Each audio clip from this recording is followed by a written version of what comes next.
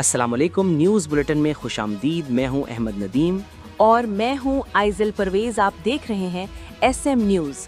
خبروں کے سلسلے کو مزید آگے بڑھاتے ہوئے آپ کو بتائیں منڈی عثمان والا پیرا فورس کی دبنگ کارروائی۔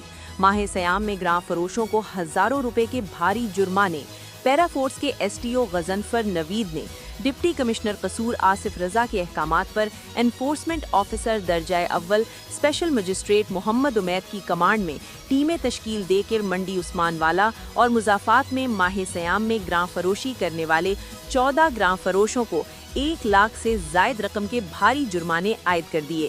انفورسمنٹ آفیسر درجہ اول اسپیشل مجسٹریٹ محمد عمید نے کارروائی کے دوران آئندہ دکانداروں کو گراں فروشی پر وارننگ جاری کرتے ہوئے کہا، کسی کو گراں فروشی کی ہرگز اجازت نہیں دی جائے۔